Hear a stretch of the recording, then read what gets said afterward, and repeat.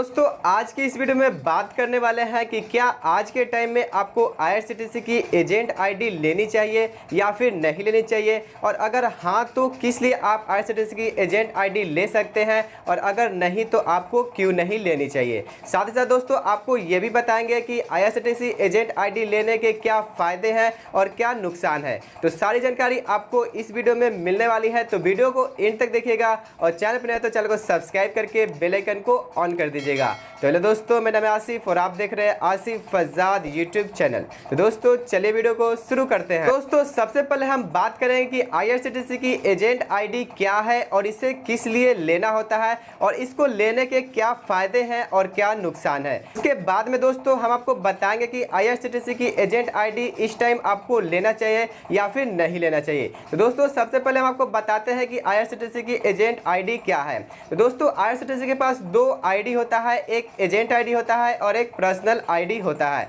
जैसे कि सब लोग जानते हैं कि पर्सनल आईडी जो होता है वो पर्सनल यूज़ के लिए होते हैं। जैसे कि आप भी पर्सनल आईडी अपना बना सकते हैं आईआरसीटीसी के वेबसाइट पर और उससे आप अपना पर्सनल टिकट बुक कर सकते हैं। लेकिन दोस्तों एजेंट आईडी जो होता है उसके लिए आपको कुछ पैसा देना होता है, तभी आपको एजेंट आईडी मिलता है। और एजेंट आईडी लेने के फ़ायदे ये हैं कि आप उससे कितने भी टिकट बुक कर सकते हैं, उसका कोई लिमिट नहीं होता है। और साथ ही साथ दोस्तों आप उससे किसी का भी टिकट बुक कर सकते हैं। जी हाँ दोस्तों, जैसे कि पर्सनल आईडी का मतलब होता है कि आप अपना पर्सनल टिकट ही बुक कर सकते हैं और अपने फैमिली मेंबर के एक दो लोगों का टिकट बुक कर सकते हैं। लेकिन एजेंट आईडी से ऐसा नहीं है। आप एजेंट आईडी अगर आपके पास है तो आप किसी का भी टिकट बुक कर सकते हैं और उसे सेल भी कर सकते हैं। तो दोस्तों ये तो हुई आईआरसीटीसी एजेंट आईडी क्या है और इसके फ़ायदे क्या हैं। अब दोस्तों बात करते हैं कि आज के टाइम में आपको आईआरसीटीसी की एजेंट आईडी जो है वो लेनी चाहिए या फिर नहीं लेनी चाहिए। तो दोस्तों आपको पता होगा कि आज 10 बजे हमने एक पोल पोस्ट किया था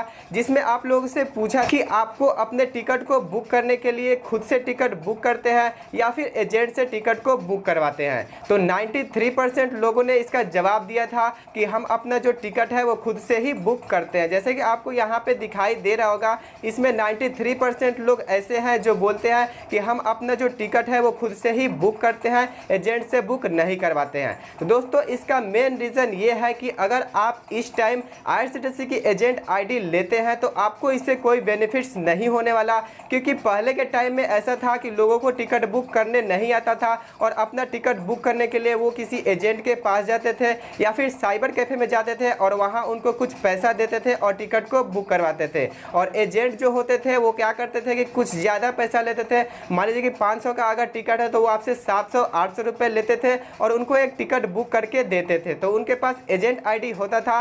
लेकिन अब जो है लोग क्या करते हैं कि अपने से ही अपना टिकट बुक कर लेते हैं, अपना एक पर्सनल यूज़र आईडी बना लेते हैं और उससे अपना टिकट बुक कर लेते हैं, एजेंट के पास नहीं जाते हैं। तो अगर इस टाइम आप सोच रहे हो कि हम एजेंट आईडी लें और इससे कोई टिकट बुक करके उसे सेल करें, तो इस टाइम लेने का इससे कोई फ़ायदा नहीं है। अगर आप पहले लिए होते तो आपको कुछ फ़ायदा हो जाता, लेकिन अभी जो है लोग खुद से ही अपना टिकट बुक कर रहे हैं। तो दोस्तों हम आपको इसका सलाह देंगे कि आपको इस टाइम एजेंट आईडी नहीं लेना चाहिए, इससे कोई बेनिफिट्स नहीं होता है।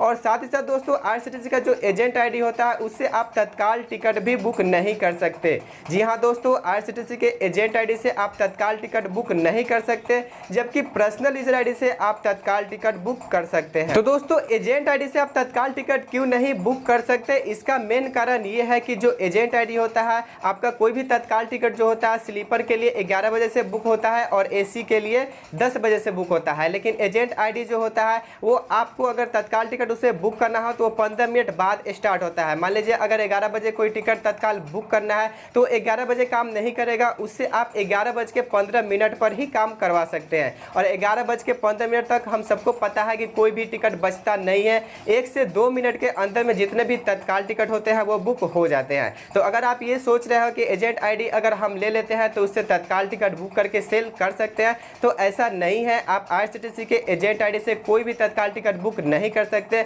उसे आप नॉर्मल टिकट ही बुक कर सकते हैं। लेकिन आज के टाइम में नॉर्मल टिकट भी आपको बुक नहीं करना होता है, एजेंट आईडी से सब लोग अपना टिकट बुक कर लेते हैं अपने मोबाइल से ही, अपने ही पर्सनल यूज़र आईडी से। अब दोस्तों बात करते हैं कि किन लोगों को आईआरसीटीसी की एजेंट आईडी लेनी चाहिए। तो दोस्तों मान लीजिए कि अगर आपके पास कोई साइबर कैफ़े है या फिर आप कोई भी ऑनलाइन काम करते हैं, कोई फॉर्म भरते हैं हैं या रेलवे टिकट या फिर प्लेन टिकट बुक करते हैं तो आपको एक एजेंट आईडी लेना चाहिए, क्योंकि वहाँ पे कुछ लोग ऐसे भी हैं जिनको अभी भी जो टिकट है वो बुक करने नहीं आता है और वो किसी एजेंट के पास ही जाते हैं या फिर साइबर कैफ़े वाले के पास जाते हैं और वहाँ से अपना टिकट बुक करवाते हैं। तो अगर आपके पास साइबर कैफ़े है तो आप आराम से ले सकते हैं एजेंट आईडी। उससे कुछ ज़्यादा तो फ़ायदा नहीं होगा, लेकिन उससे कोई नुकसान भी नहीं होगा। और अगर आप खुद से अगर आप पर्सनल यूज़र आईडी से अपना टिकट बुक करते हैं तो आपको एजेंट आईडी लेने की कोई ज़रूरत नहीं है। तो दोस्तों आशा करता हूँ कि आपको समझ में आ गया होगा कि एजेंट आईडी आपको क्यों लेनी चाहिए और क्यों नहीं लेनी चाहिए, और आज के टाइम में आपको एजेंट आईडी लेने के फ़ायदे हैं या फिर नहीं है। दोस्तों आशा करता हूँ कि आपको ये वीडियो अच्छा लगा हो।